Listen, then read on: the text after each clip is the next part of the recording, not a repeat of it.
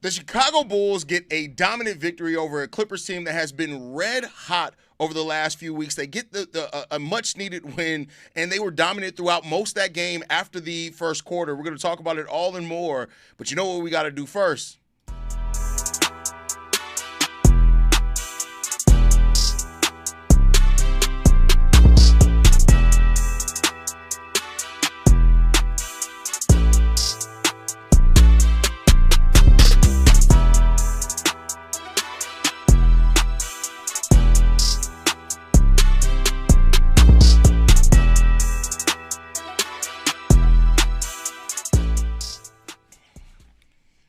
What's going on, Bulls fans? Welcome to another episode of Chicago Bulls Central, your number one spot for everything Chicago Bulls related. I'm the host there, Hayes, but more importantly, you guys can follow the channel at Bulls Central Pod on every social media platform we happen to be on. With that said, let's go ahead and get into the content today, y'all, and I am proud to tell y'all the Bulls get a dominant 28-point victory over the Los Angeles Clippers, 138-110. This was a game where the Chicago Bulls took care of business after, the tide of this game changed. And I want to be very, very intentional with this. The Bulls went on a 42-17 run at the end of the second quarter that lasted from the 11-minute and 4-second mark to the end of the second quarter. Keep in mind, quarters are only 12 minutes. So all but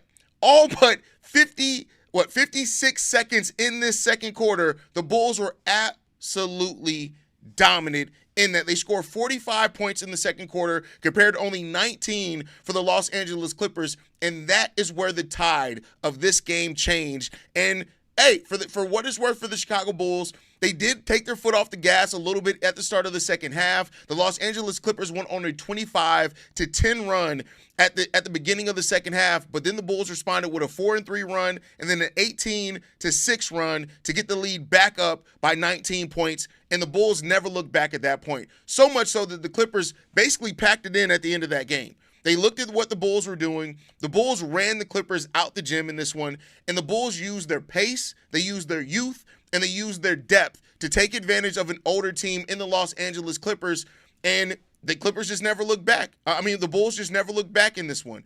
You have 24 points from James Harden in this game, which is solid, 23 points from John Collins, but that was it.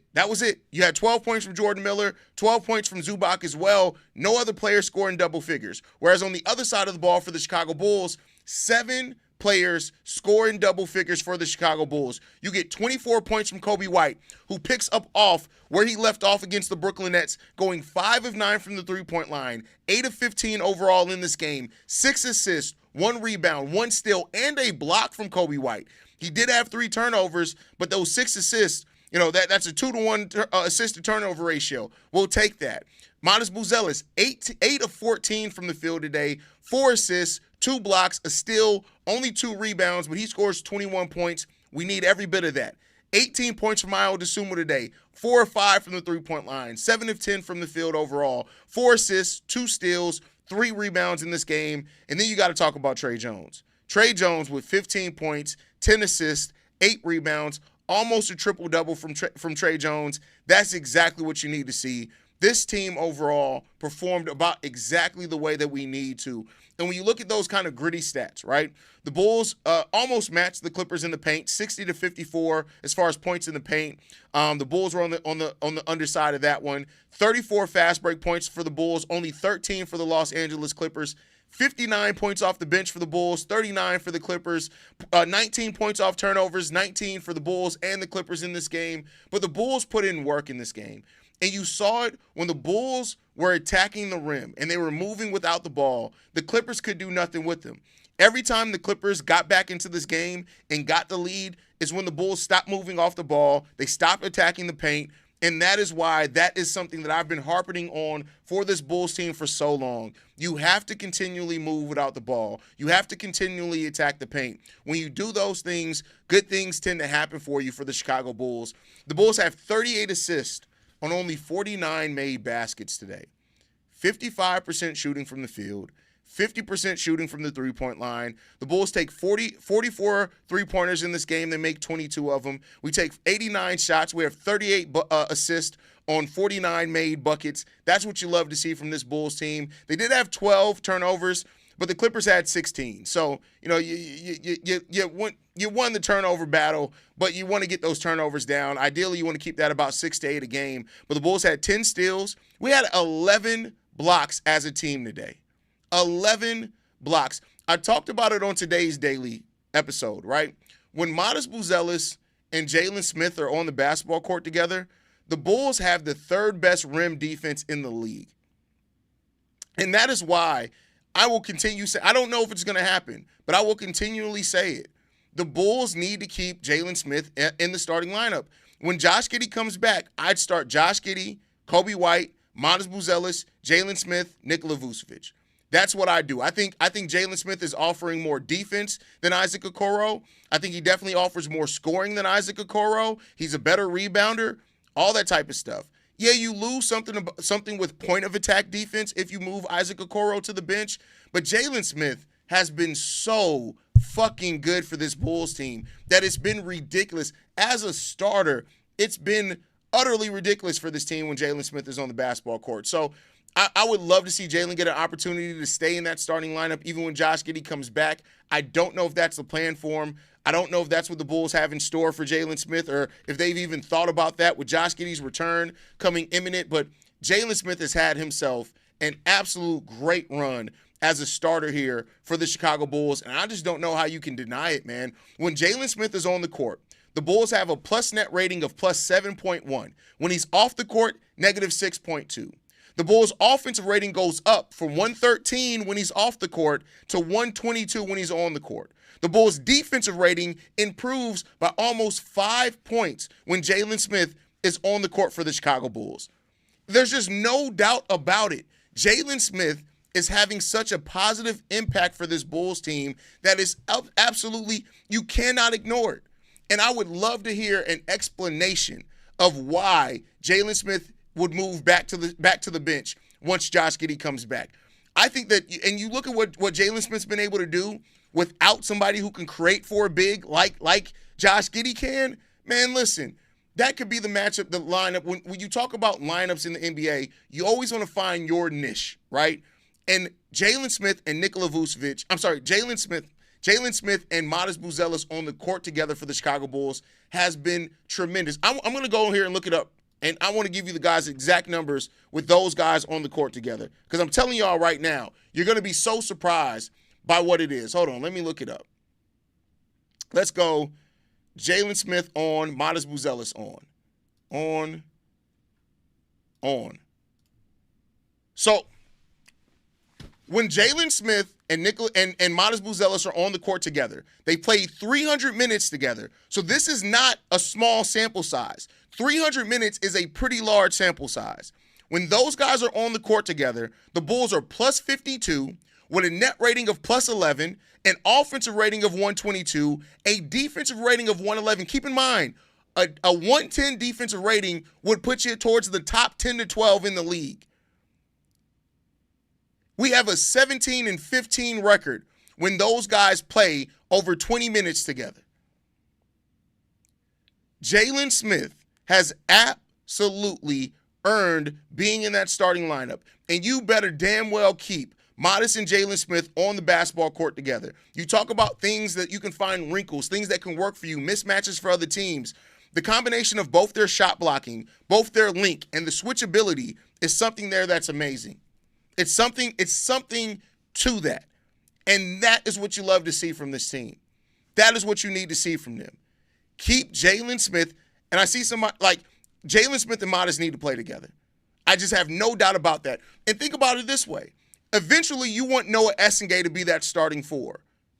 Noah Essengay is taller than Jaylen Smith. He's more athletic than Jaylen Smith. He's probably going to end up being a better shot blocker than Jaylen Smith, but it gets you that similar style. If you have a three-man rotation with Matas, Jaylen, and Noah Essengay at some point, and you go out there and get your defensive center on top of that, that's exactly what you need to do. So I'm in the camp of Jaylen Smith staying in the starting lineup. I am in the camp of playing him with Matas Buzelis, and I'm in the camp of them figuring it out. Because I think that could be something. If this Bulls team is really telling us they want to win basketball games, they're not going to be a team that tanks. They're not going to be a team that prioritizes draft picks. Jaylen Smith, Matas Buzelis, keep those motherfuckers together in the game. Keep them in the game together. Because that is something that you can work on. Coby White's getting in rhythm now, which could be scary. I'm telling you what. I know people don't like to hear it. I know people like to say you're going to get next year. You're going to get the guy who has the Slimer Avi. You're going to get Eco Bean with his idiocracy. You're going to get a lot of people that be like, but the Bulls can't do nothing. We've seen this before. Oh my fucking God, the Chicago Bulls. Why do you got? Fuck all those people. Fuck you. Fuck your mama. Fuck your mama's son, which is you. The Chicago Bulls got some teeth. They got horns. I'm telling y'all. I'm telling y'all, this is not a team that needs to pack it all in and tank. This team got some talent on it. This team got some fight. When they play with that fight, you'd be surprised what the Chicago Bulls can do night in and night out. I'm telling y'all that right now. You'll be surprised with what this Bulls team can do right now. So I'm telling you, if the rumors are true and the Bulls are trying to trade for Eve Missy, I'm telling you right now, which would be perfect. If you trade for Eve Missy, right? And you keep Jaylen, you keep all the other players, then you still have your bigs coming off the bench. You still have Zach Collins. You have Eve Missy coming off the bench for this Bulls team. I'm telling y'all right now, man, this team got some shit to it, man. They definitely got some shit to it. And you can't count out this Bulls team. I get it. They're very frustrating. And they can lose to anybody any given night when they don't play with the fight that they need to play with. But I'm telling you right now, this Bulls team is not a team that should be tanking. It's not a team that should be trading all their pieces like some of y'all whine about. This is a team that should continue to fight and figure out what it has on this team and figure out how far it can go this season. Because when we play and move without the ball, when we play to connected as a team, when we do those type of things, the sky's the limit for this team. And they have continually shown that every step of the way. So we'll see what's in store for this Bulls team. But like I said, don't count them out. Do not count out this Bulls team out, because the East is very, very tight right now. The Eastern Conference is very, very close right now. Despite all the injuries that the Chicago Bulls have found themselves in, they are technically 3 games back of the 5th seed. That's where this team is, and 4 games back of the 4th seed. I'm not saying that they're necessarily going to reach that, but I tell you what, if this team goes on a run like it did after the trade deadline remember after the All-Star break when we went 22-5? If this Bulls team can, when they get fully healthy, when Josh Giddey comes back, when Zach Collins comes back, you make the right move at the trade deadline, you come back with everybody healthy, this team can go on another run like that. They can very well go on another run like that. And we'll see where this team is when it all shakes out, man. This team snatched all the hope from the Clippers today. Keep in mind, the Clippers were the hottest team in the league coming into this game. They were 8-2 in their last 10, 13-2 in their last 15, 13-7 in their last 20. This was a team that was red hot in the West. I want to see who had the Clippers beat on this stretch. Hold on, let me go back and look at this. I want to make sure the Clippers ain't just been beating bottom feeders, just to make sure I'm not blowing smoke up somebody's ass. Give me a second. So over the stretch by the Clippers, they've beaten the Lakers, Houston, Portland, Detroit, Sacramento, Utah, They lost to Boston. They beat Golden State. They lost to New York. Okay. They beat Brooklyn. They beat Detroit again. Okay. Washington, Charlotte, Toronto, good team. They beat some good teams over this stretch. So I'm just telling you right now, this Bulls, for those that were hoping that this Bulls team was going to tank, that this Bulls team was going to leave everything out, that they were going to bottom out, it's not happening. It's not happening, and nor should they. Nor should they. Oh, you're right. You're right, Rob. The Kings actually have been winning pretty good lately. So, hey, we'll see what's up for this Bulls team, man. The Bulls very well on Thursday could be competing to get to 500 again. But like I said on Locked On Bulls today, we gotta raise the bar. We cannot just be like, oh my God, the Bulls are 1 game above 500. Oh my God, look at us. This team has to try to push it to get 3, 4 games above 500. We got Minnesota coming up on Thursday, Boston coming up on Saturday. Those are going to be 2 very difficult matches. Well, Is Anthony Edwards out for – is he still out for the Timberwolves? No, he's not out. So, hey, listen. You got to get it done. You got to come out here and get it done. Get one win over either Minnesota or Boston. I'll take that. And we'll see, man. And listen, some of y'all were shitting on Matas Buzelis. There were some of y'all in this Bulls fan base that were saying, oh, my God, Matas ain't nothing. The Bulls should look to trade Matas Buzelis. Yeah, I held the receipts. I got them. I got the receipts. I can go pull those comments. Y'all shut the fuck up. Shut the fuck up. And like I continue to say, all the naysaying Bulls content creators that constantly hate on this team, that the same ones that were sitting there posting, oh, my God, we got the same record after 40 games, the last 4. Suck your mama's titty and shut the fuck up because you're babying. You're whining right now. Shut the fuck up. I got the same smoke for everybody all day long. This Bulls team got some fight in it. And let's go and see what this Bulls team is going to do over the remainder of this season. Let's go out here and show what they're going to do. Because I'm telling y'all right now, some of y'all was hoping for the demise of the Chicago Bulls, and it ain't over yet. It is not over yet. I promise you that. It is not over yet. Somebody get moved, Melvin. The team ain't consistent. Not saying it got to be IO, but something got to give. We'll see. Caleb been at every game in Chicago lately. Yeah, the way that it was probably scheduled. They probably had it to where it's like, hey, if the Bears get eliminated, Caleb show up to these games. Is probably the way that it was going to go. Jaylen Smith should definitely be the 4 and Matas as our 3. Okoro can come off the bench with Tre, Herter, Williams. He's taking Patrick Williams' minutes. Put the rookie big out there for runs until Zach Collins comes back. You could very well do that. I'm happy to see Coby getting his rhythm back. Io's playing superb. Hopefully AK can resign both of them and get lucky by trading. You're not trading. Nobody's taking P. Will. There's nobody trading for P. Will. So I'll tell you that right now. Bulls would actually develop LO. Doesn't even seem like he cares to develop any player we actually need. Who's LO? Oh, Lachlan Albrick?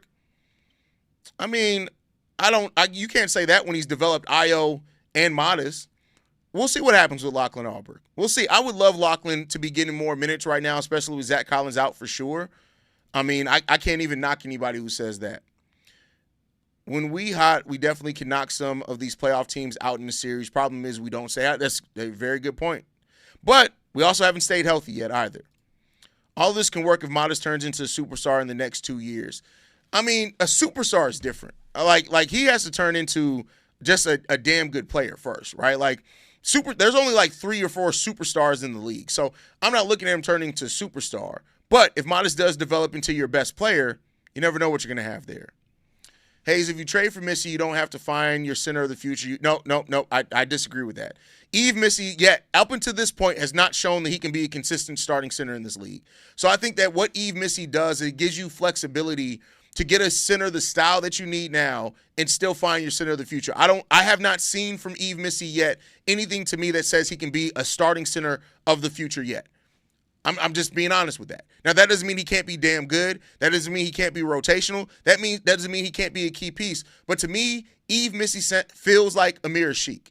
Like, remember Amir? Like, he could start a couple of games for you. Like, there were times where he started for Joakim Noah, and he did pretty good, but he was a super sub. What he brought off the bench was great. As soon as he went to Houston, I think he had one really good starting season in Houston, and then he fell off. I think Yves Missy is going to be a career backup center, but a super, like Paul Reed. Yves Missy can be our Paul Reed, and I'm perfectly happy with that. Maybe he's our Nas Reed. I should say Nas Reed is probably the one I want to go to. Maybe he's that, and I think that's perfectly fine. I'm not saying he's the same type of player as Nas Reed, but I'm just saying in the sense that you can get away with starting him sometimes, but he just provides flexibility and depth at that center position. That's what I see for Yves Missy, personally. That's just my personal opinion. The Bulls can lose to anyone at any night, but dead ass, they can just about beat anybody any night too. Facts. 100% facts on that one. Raykin says, they demoralized the Clippers so bad that they put no starters the whole fourth quarter. Consistency has to learn. They are learning. Consistency has to be learned. They are learning. Absolutely. Absolutely. Brett says, young players have trouble with consistency, but when they work it out, watch them go together as they grow together. Go Bulls. Great point from Brett there. Everyday Life says, after these last wins, we definitely ain't getting nothing done at the deadline. We'll see about that. We'll see. Also check lineups, who was out versus the Clippers. I get Acme era hasn't been what we thought it would be, but not that bad or desperate where we have to trade every single player on the Bulls like Io for picks trying to copy OKC's way. Well, the difference is OKC wasn't trading players the caliber of Io, were they? They traded Paul George. They traded Russ, right? They traded, James Harden was well before that. They traded, those players, and they got great players back for those guys. So, you're not, people just like to say, duplicate what OKC did. It's like, we don't have a single player that's going to net you back what they got back for the players that they traded. So, it's just not going to happen. Although I know it's not going to happen, but I still believe better coaching would have helped take this team to the next level if they would have found an upgrade. Listen, I don't disagree with you. Better coaching always helps. It always helps teams grow. It helps teams get over humps. When you don't have a star, your coach can be your star. The Bulls don't have that type of coach.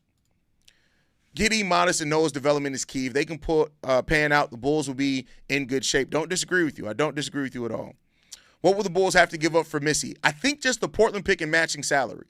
I believe that was the latest rumor. There was a new one that came out today from Joe Cowley. I haven't had a chance to read it yet. It came out right before the game started, so I haven't had a chance to dive into it, but I will cover it on tomorrow's daily episode. What's up, Hayes? No lie, this was a sexy-ass win, but wish Billy would have pulled the starters soon. Yeah, but hey, it is what it is there, man. There's a legit update today. Pelicans and Bulls is talking about Zion trade. It came from Joe Cowley. I always don't say believe what you hear from Joe Cowley, but I'm gonna look at it. I'll cover it on tomorrow morning's episode, and we'll see what happens with it. Bro, in Portland been balling too. We may get that pick, especially with the Warriors losing Butler, if it'll affect them. Oh, absolutely. Listen, the Portland pick, we have the protection on that until 2028. Where Portland is right now, they're definitely making the playoffs before 2028. We're going to get that pick. Juan Sanchez with the super chat. We appreciate you, Juan. Appreciate you, brother. Kenny Beecham has the biggest platform and shits on the Bulls every show he's on. We need more supportive fans like yourself. Listen, I like Kenny Beecham. What Kenny's been able to do to build himself up over YouTube, to get to the point of having a show on ESPN, you just can't deny. I will say his thoughts on the Bulls, me and him tend to be on opposite ends of our thoughts on the Bulls. He's been saying the Bulls should tank and blow it all up for years. I haven't been of that. But I'd love to sit down and have a conversation with Kenny Beecham at some point. It'll probably never happen. But, hey, let us get Eve Missy. We'll be fine for this season. We'll see.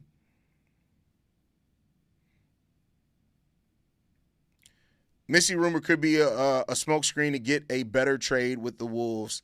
Could be. I mean, you see teams leak out stuff like that for that exact reason. Let us get Eve Missy. Imagine if we had Noah coming off our bench playing Jaylen, Vooch, Matas together would be great. Yeah, I mean, listen, Noah lost the season. It is what it is. I know a lot of people are down on Noah Essengay. I still think Noah's going to turn into a really, really good two-way player. I don't know what caliber, right? I don't know what level he's going to reach as that two-way player, but I think he's going to be a really solid two-way player on this team at bare minimum. I really do think that. OKC let his rookies develop. It was fast, but not overnight. Yeah, but the OKC Thunder also, in their entire existence, only had 2 seasons they didn't win at least 40 games. So, they did let their rookies develop. They did let their young players develop. Absolutely, for sure. Some say Butler's career is over. It could be. When you look at players over the age of 32 who suffer ACL injuries over 32, they do get back on the basketball court, but they're likely never the same again. So we'll see. We'll see what happens. I think Jimmy Butler has one more year on his contract after the season anyway, so we'll see. Speaking of the Warriors, don't be surprised if they come calling for Vooch. They need inside scoring and somebody that could take over the passing duties. I doubt it, but we'll see. We'll see. The bigger issue with the idea of being like OKC was that it wasn't just the picks. It was also getting SGA cheap as hell. That's another great point. They got a player and I won't say throw in, but they got a player in a trade that became an MVP, right? That became a MVP of this league. So, yeah. I'm going to be honest, seeing Patrick Williams' face angers me. He got to go, bro. He's not going anywhere. I mean, I hear you, and I'm not disagreeing with you. I would love Patrick Williams off this team, but at that contract, with 2 years remaining, nobody's taking Patrick Williams anytime soon off our hands. I really do hope Noah works out. Really, I wanted Queen, but hopefully we got the better player, at least a player that's close to the same level, but Queen looks great. I do think there's a great possibility that Noah Essenga is a better two-way player than Queen. Now, for those that only look at box scores, I think that Derek Queen's always going to score more points than Noah Essenga, and he may always get more rebounds. But I think when you look at impact of the game, because of Noah Essenga's versatility in guarding, the pick and roll, rim protection, his potential as a three-point shooter, I think that Noah Essenga could end up being the better overall player, even if the offensive numbers aren't the same offensive numbers of Derek Queen, if that makes sense. Just remember, OKC traded a former MVP and a really hot Paul George. If Kawhi doesn't ask him, OKC doesn't become who it is, and no one saw Shea being this great. You're not wrong. You are not wrong. Not wrong at all. The Butler energy helps the Portland pick convey. Oh, for sure. For sure. It gives you a better chance of it conveying. But like I said, even if it doesn't convey this year, you look at another year of development for them. If they don't make the playoffs this year, it means they're another lottery team. Dame's coming back for them next season. There's a lot of reason to believe that Portland pick is going to convey sooner rather than later. And I'm not mad if it does. Not mad at all. Hayes, I don't want this to happen, but judging by AK's relationship with the Kings, he's probably going to try to trade for somebody like Precious, and that probably be it. I don't want it to happen. I don't say you can say probably in that.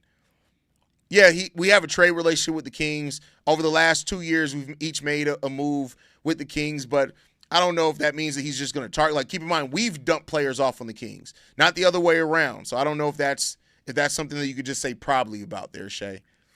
What about waiting the season to end so AK can figure out and make a better deal? I don't believe there's a good trade for us yet. I mean, unless you're on those calls, though, Dan, none of us know for sure. I don't say that to knock you. That's why I said none of us, right? We're not on those calls. We don't know what the best trade is for the Bulls. But I will say this, the Bulls don't have the same trade flexibility next year because they won't have 7 expiring contracts next year either.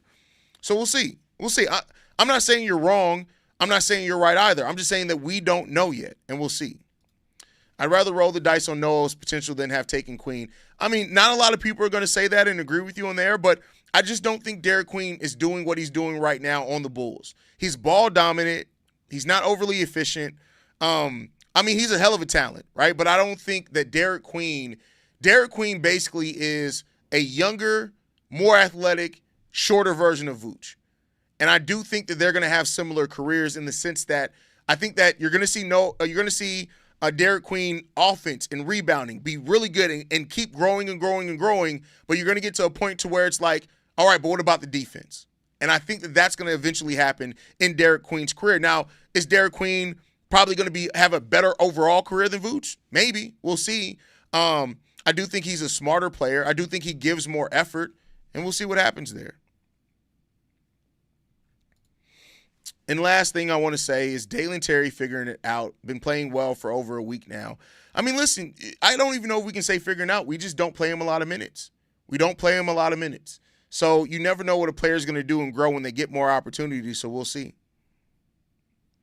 Hayes, what do you do for a trade to make this team better? Honestly, Eve Missy.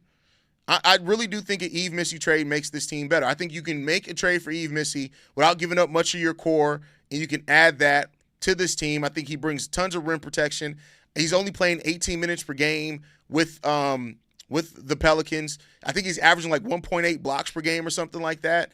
I think he helps a lot. I think he can get out in transition. I think with Josh Giddey, Io, Tre Jones creating for him in transition, because he is going to be a player that runs, he can switch out to guards a little bit.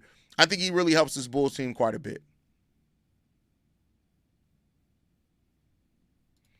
Which isn't bad, but also we knew he was going to be a problem if he was if he was here on this roster. Exactly. I agree with you 100%.